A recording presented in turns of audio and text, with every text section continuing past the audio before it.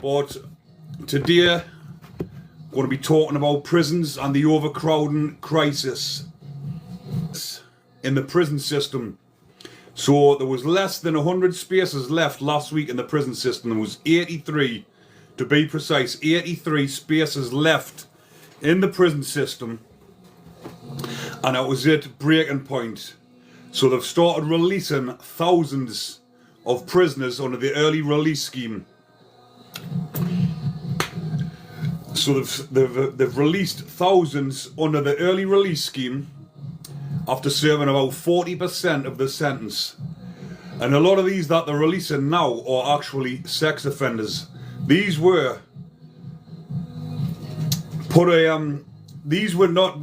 did not come under these guidelines. These weren't allowed to be released. Anyone that was convicted of sex offences, or anyone that's convicted of committing violent offences, were not in the early release scheme.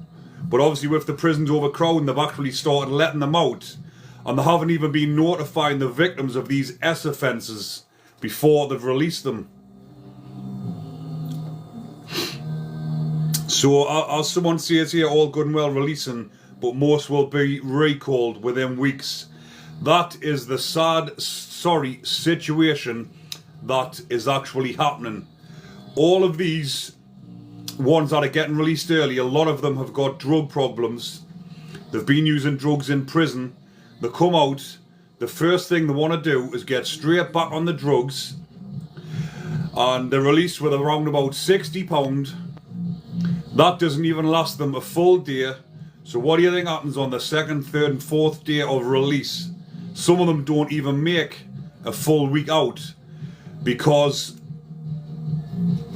when they've been released and they're looking for more drugs and they've got no money, they're out shoplifting, they're out robbing, they're out snatching bags, pinching phones, and they're just recalled within a week. So if you release 2,000 prisoners with no accommodation, no support, I mean, a lot of them do get support, I'm not saying there isn't any support, but the majority are chucked back out onto the streets with no housing. The hostels are all rampacked. Some prisoners are waiting months who are lifers or IPPs to get a place in a hostel. And then the rest of these that are just out on the streets committing offences are straight back in, blocking the system up. So someone's saying, but that's only the same as what they would do on normal release. It is. It's exactly what they would do. It doesn't matter when they're released, they're going to do that. But they're releasing them early with longer licence conditions. So the odds are they've got longer to do on licence, and the majority of them won't last the full length of the licence without being recalled. So someone says, I work in prisons from rehab for drink and drugs. Yes, it's a green screen. Someone's saying, is it a green screen? That's a green screen up behind us. I'm not really sitting in a nick or in a prison cell. So CB Bullies says, what length of sentence did you do? I was sentenced to IPP when I was 21-year-old. I've done just over 5 years. Went into 5 different prisons. Well, I've done 4 different prisons on that occasion. I was out for nearly 10 years. Then I was recalled back to prison, and then I've done a further 40 months on recall. I've been back out now for nearly 4 years. My IPP has just been terminated, so I'm no longer IPP. I've been on licence for 14 years, and it's now discontinued, terminated. Happiest man alive. I've got everything I need. I've worked hard to get to where I am. I've got my own gym, married with 4 kids, got my own house, got my own car. So definitely inspiration for the rest or the remaining IPPs, because a lot of them are giving up hope, and just over 90 prisoners have committed suicide on IPP, and the majority of these are decent lads that just have never been given a chance in life. They've been abused by the system their whole lives. They've got put into care as young kids because the parents didn't look after them. They got put into care. they got abused in care, they've been passed around the system, ultimately they end up in prison, they're committing offences, they've been IPP'd without even looking into the background, and they've got mental health problems. They can't keep their heads down in prison. It's impossible for someone who's got severe mental health problems, who has got ADHD, some of them have got autism. You can't expect a kid to behave who's got these type of problems out here in the community, or an adult for that matter. So putting a prisoner on a wing with another 100 lunatics and trying to get them to behave, 15 years later they're still in the same situation, and they're trying to say you're not getting out because of your mental health. The mental health is because of the IPP. So how the fuck do you work that one out? You chuck someone in jail on a 2-year IPP for attempted theft of a mobile phone or a bike, and 15 years later they're still in, they're serving more time than murderers. How can somebody that steals a bike, yes, they might have threatened them, intimidating force, but they haven't actually physically hurt them, and this person spends more time in prison than a murderer? How do you figure that one out? It's an absolute shambles. Don't get us wrong, the IPPs, if it was used properly, it was brought out for sex offenders, because sex offenders, in my own opinion, cannot be rehabilitated. If that is their preference. It's like telling someone who fancies a male who fancies a female to stop fancying them. So these sickos that like kids, like, how can you tell them to stop liking them? They're never going to stop. It's always going to be in them. So the IPPs was brought out for these type of offenders, but yet they give it to the wrong ones. They give it to lads that have first time in prison, and it's just outrageous what's going on.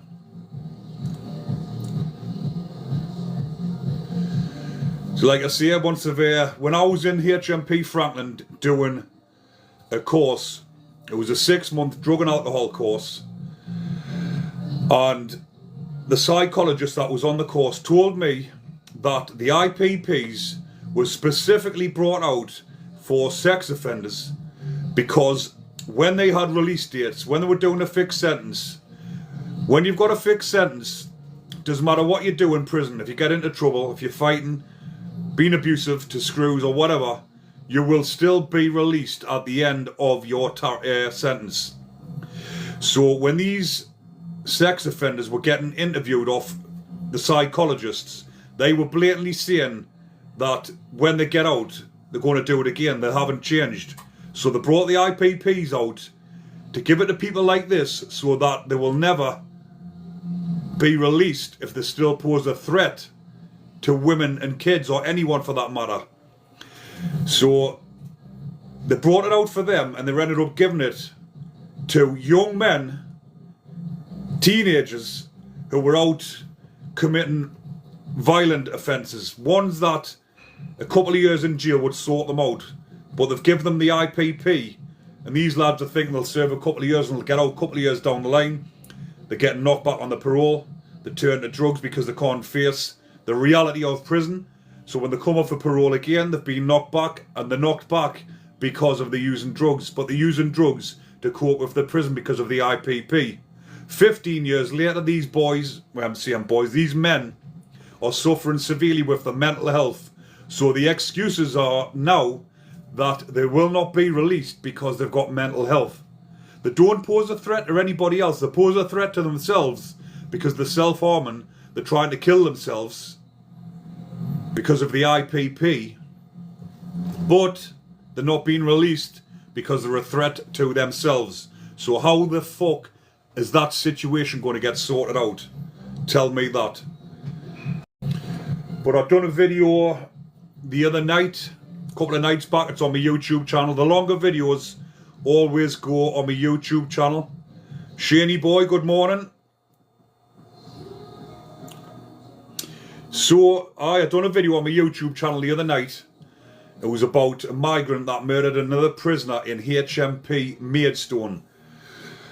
Unbelievable story, this one. He was 24-year-old when he committed the murder inside of Maidstone Prison, which is a prison primarily for foreign nationals.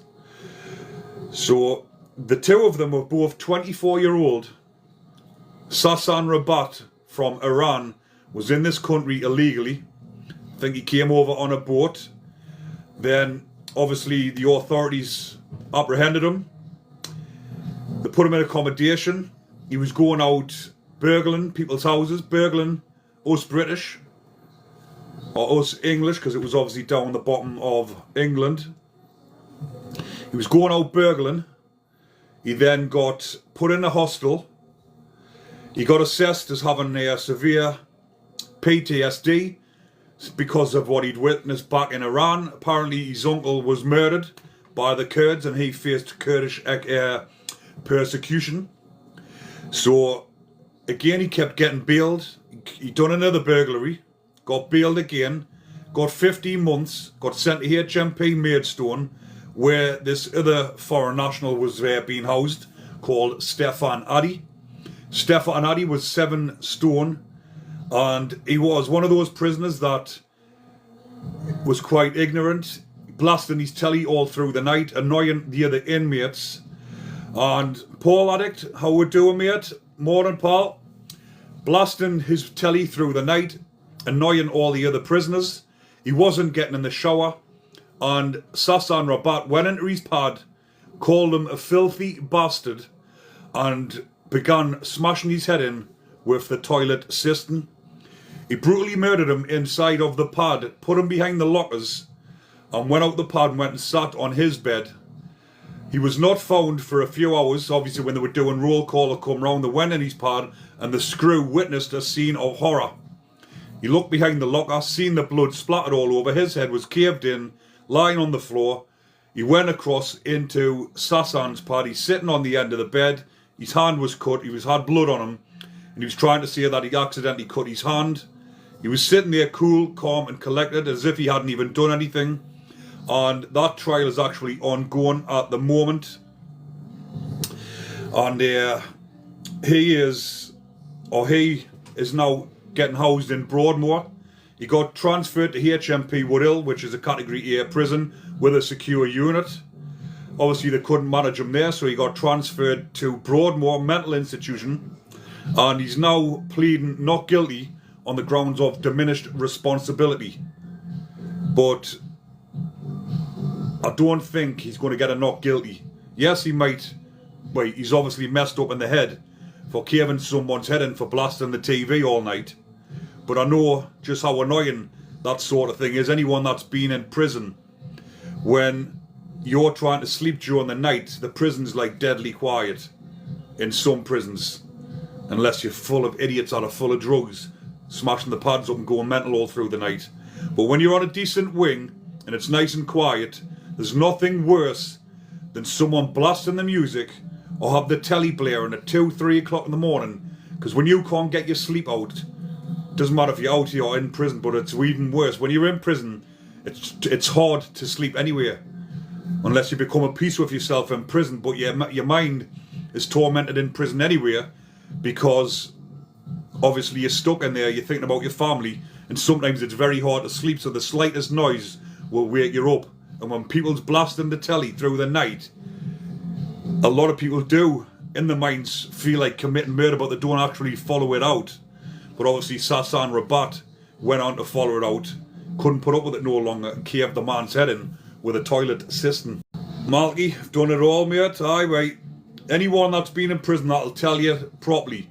Because there is a lot of idiots on here on this TikTok uploading videos from inside of prison, glamorising it, partying with the pals, off their heads, saying they're having the time of their lives, and these young lads are looking up to them, thinking, yes, I'm not asked if I get caught because I'll go to jail and I'll party with me pals.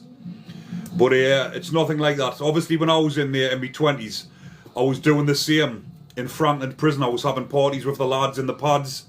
But again, at the end of the party, you're banged up behind your door. You wake up in the morning. Imagine waking up with a hangover in prison, rough as a dog. And you're surrounded by lunatics Not a nice place to be, people. So all these videos that you see promoting prison, glamorizing it, absolute bullshit. Only the real men will tell you properly. And I'll tell you one person that tells it properly, which I've been following, and he's become a friend of mine. I'm going to get in touch with him. Is Daryl Laycock from Manchester. He was a massive notorious gangster. Spent 17 years in prison altogether, I believe. And he'd been shot 20 odd times. He is now promoting the same sort of thing, but he's doing it in a different way. He's promoting, he's going around the local schools in different places, talking to the youth about being roadmen and going out carrying knives and thinking they're bad men, and he's teaching them the way he wished he was taught when he was younger. Same as myself. When you get brought down that wrong road, looking up to elders when you're younger, you think it's all glamorous. You didn't give a shit. You've got no fear. You're in amongst it. And I've just watched a video of Daryl on his Instagram this morning where he was saying that all these bad men, the road men, they'll do anything for the boys. They'll go to prison for the boys. They'll go and do a murder sentence for the boys. They'll kill someone, go to prison, but they'll not do it for the kids or the family. Then when they're sitting in jail, they're trying to give their orders out to the family back home, telling the lasses what to do, telling them what they can do with the kids. When, in actual fact, if you were a real man in the first place, you would have been out there looking after your lass, your girlfriend and your kids, instead of thinking you're a big bad man going out and being an idiot. But again, a lot of them haven't got a clue when they're being brought up in this environment, because I was the same. But I didn't have kids and a wife when I first went to prison. And that has got a lot to do with it. When you haven't got a wife and kids when you first go in, it's a total different story. You don't, see mate, you don't give a shit. You've got nothing to lose. You've had a bit of a shitty upbringing, or in a shitty neighbourhood full of people that have been to prison. You look up to it and it's just not a deterrent for you. But it's not until you actually grow up and mature, look at it from a different point of view, get on with your life and become happy with yourself and become at peace. That's when you look back and you think, like, what a mad, fucked up mindset it was to be in, thinking like that. But again, if you've got no one teaching you this, the way I'm teaching my kids now, then you're never going to learn until you learn by your own mistakes, and by then it's sometimes too long, because some of these lads that are going out and committing murders with weapons, especially guns, it's a 30-year starting point. You go out and shoot somebody, kill them, you're getting a minimum of 30 years. Your life is done. If you're 25-year-old, you get a 30 rec. You're about 60 by the time you're getting released. That's if you ever get released, because when you're in that system, in the high security estate, and you start getting involved in the gangs and doing people in, you're fucked. You can't go anywhere. You've got trouble throughout your sentence, and you're lucky to get out. But by that time, you're 60-year-old, your life's done. You only get one shot at life. Take it. Grab it by the balls and live your fucking life, because it's easy to slip back in that old mindset. But with me, I keep myself focused. I train every day. I think about my family, think about what I've put them through in the past. I keep away from drink and drugs now, because don't get us wrong, in my mind I was thinking, when I get off my IPP licence, I'm going to celebrate by getting pissed as fuck, going to a hotel or whatever with my wife, getting mortal, having a good old session for the weekend. But then you come back rough as a dog, you can't be bothered with the kids. That's not the way to go. Me and my wife are going away in a couple of weeks, and we're going to go hiking, and we're going to stay teetotal, enjoy it, come back with a great memories, and go and look after the kids. Axe says, up the Geordies, get up there, mush. Hannah Fabi says, brilliant, best way to do it, save all the drinking for holidays. But even on my holidays, I'll not be drinking. I'm not saying, look, I'm not telling you don't drink. But if drinking has been a problem for you in your past, which it has for me, every time I've had trouble, it's always been drink or I've been intoxicated. So now I'm at that age now. I'm 39, 40 next year.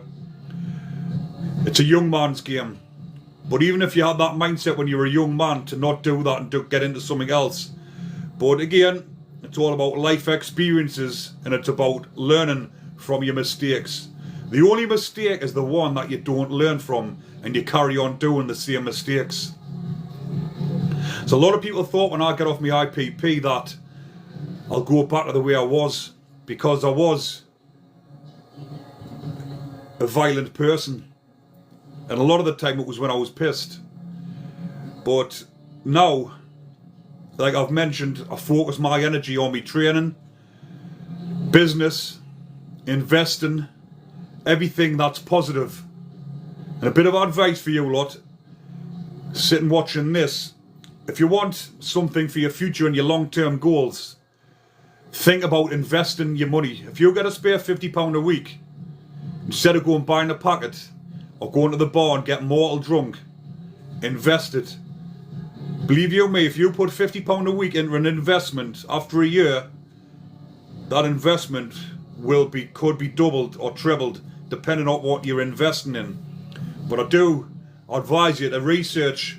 I'm not going to tell you what to invest in, but I've invested quite a lot for my future. Cryptocurrency, stocks and shares. But you've got to do research yourself. Don't just listen to people on YouTube or whatever, because the majority of the time they're just trying to pump their own investments and they end up dumping on you and you lose your investment. So use it wisely, but do stuff that's going to have a positive impact on your future, not a negative, because anyone who's in that frame of mind wants a better life for themselves. Write yourself a plan down. How am I going to get that better life? Don't just sit and think about it. Write it down and act it out. That book there, Behind the Bars, Ruthless Fitness, what I wrote whilst in prison, will change your life and your mindset if you want it to. That book teaches you how to better yourself, both physically and mentally, how to train in the gym, how to boost your mindset, how to change your mindset from negative to positive. And that book has been selling worldwide. It is in all the prisons up and down the country, and the feedback that I've getting off all the lads in the prison and the lasses is unbelievable. It's changed a lot of people's mindsets. I've got my own mental health group that I set up in my gym, helping people that's suffering with their mental health, and it's helped a lot of people. It's round about half a dozen lads who were on the brink of suicide that has come to my group. I've actually helped them change their life, turn their mindsets around. They're in my gym training every day, and that is my reward, helping people and seeing the difference in them. So Hannah says rosemary topping is supposed to be canny. I've done rosemary topping a couple of weeks back with my kids, because my kids have been watching me doing mountains. So me and my wife's climbed 8 mountains this year, all the highest ones in the UK. Ben Nevis, Snowdon, Scafell Pike, Helvellyn, Skiddaw, Bowfell. And my kids have been watching us. Obviously they see us uploading the stuff on social media. I show them the videos and the photos. My 6-year-old is the one that's wanting to do them the most, so took them down to Rosebery Topping, and we got up to the top and back, and I think it was about an hour and a half, something like that. But it was a nice, easy one for the kids to get them used to it. But that opens up your mind, something climbing up mountains or going out for walks in the countryside. It absolutely opens your mindset up when you're out walking, especially if you've had trauma in your life, or you've been down a dark path, you've been to prison, you've been in a mental health hospital, or someone's died in your family, or you're recovering from drugs.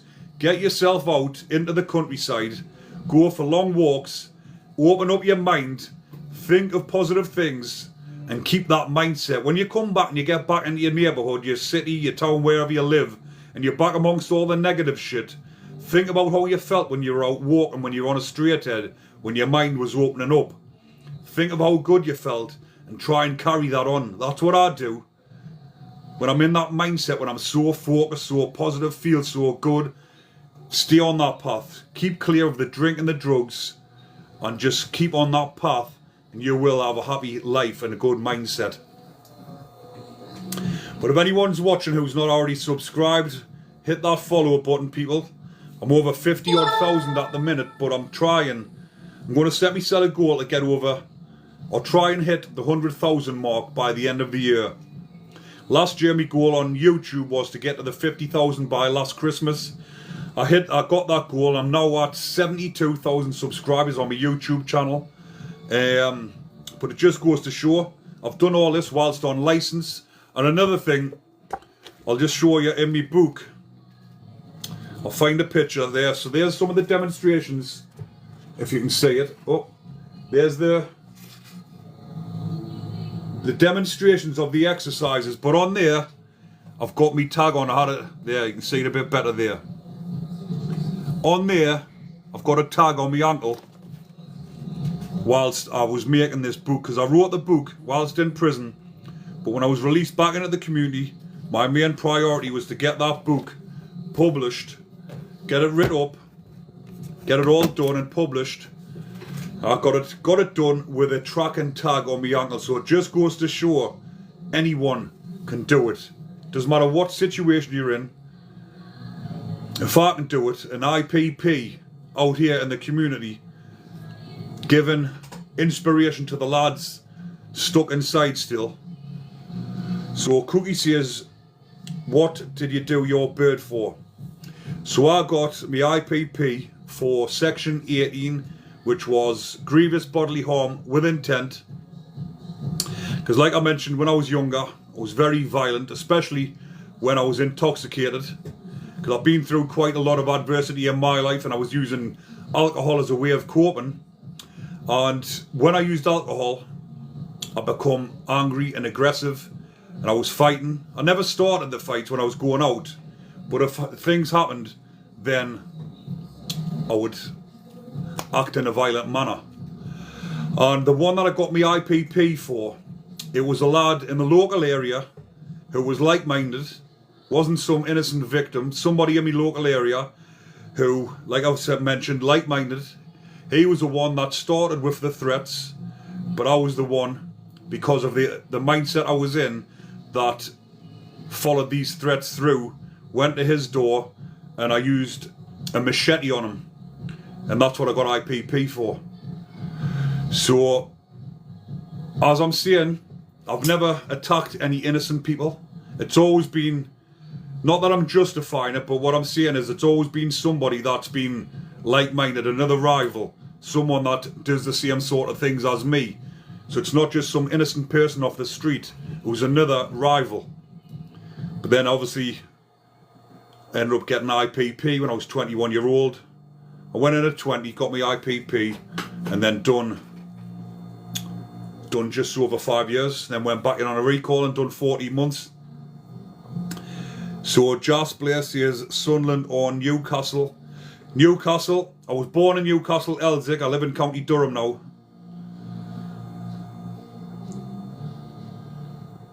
But like I say, it's all about coming on here, talking about your experiences and trying to help people who was in the situations that I was in when I was younger, who didn't have the right mindset. So if you come and talk to people, especially the youngsters, and try and put it across about prison and about what drink and drugs is going to do to you, then it's all worth it.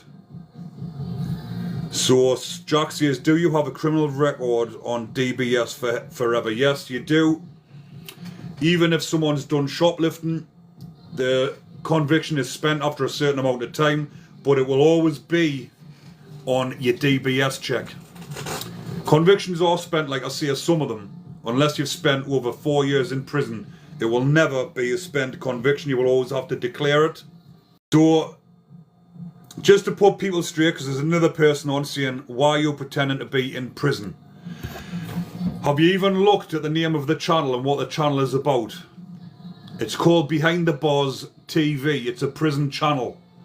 Obviously, when people are flicking through the lives to see this, it's also a bit of a clickbait. They'll think, oh, fucking hell, someone's in prison. But if you have a look, you can see when I'm moving around that it's a green screen. So if you use your noggin, you'll see it's a green screen. And I'm promoting my book, what I wrote whilst in prison, which has got a prison cell behind us, because the book was wrote in prison, and it wasn't primarily So there we go, Mr. Wizard.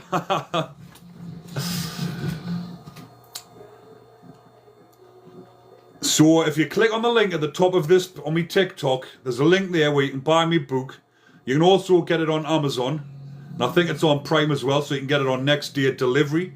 It's on WH Smith and Waterstones. It's available to buy worldwide. My gym, I've owned the gym for nearly 3 years now. I've got me book, I've got me gym, I've got me online clothing. So I've done quite a lot since I've been released from prison. I've been into schools, talking with young kids, the ones that have been kicked out of mainstream school. So I go into the school, talk to the kids, and try and get through to them. Because a lot of these young'uns, about 14, 15-year-old, they want to go to prison. Like I did when I was that age. Because I was surrounded by people that had been to prison who glamorized it, I wanted to go to prison myself. And that's where I ended up. But these young'uns are doing the same thing, wanting to go to prison. So I'm going in there, trying to get through to them, tell them how bad prison actually is. Not like the Muppets on TikTok promoting prison, dancing around in the cells, on the phones, pissed up, videoing people on space. Because all these young'uns that haven't had a good childhood are thinking, oh, I want to go into prison, I want to be the bad lad. It's not the place to be.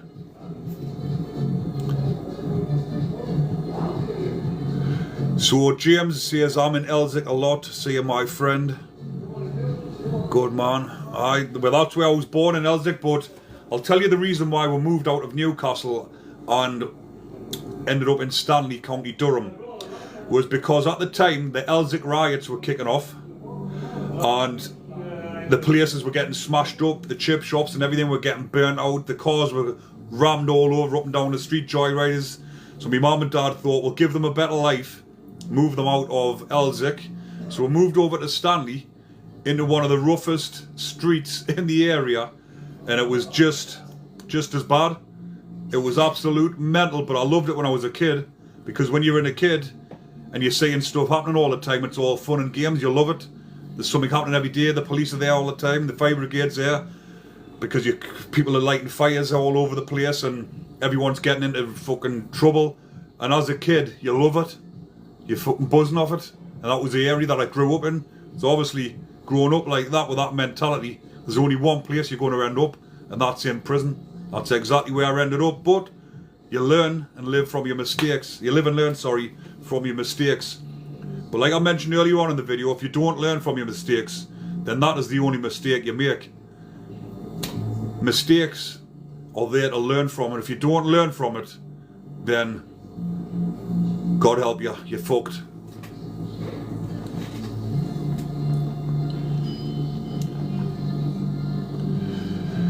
Right people, it's 8 o'clock. I think I'm going to wrap that up there now because I'm going to start training.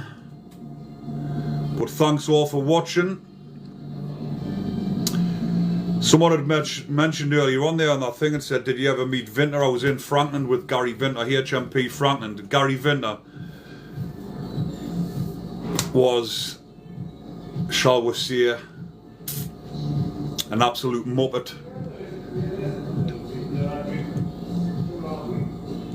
Right, I'm going to leave that one there for now, people. Enjoy the rest of your day. Stay safe. If you're not subscribed to my YouTube channel, go and give it a watch.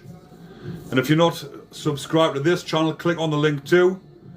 And I'll talk more about the prisoners I met whilst I was in there, whatever you want to hear. But I'll leave that one there. Take care, everyone.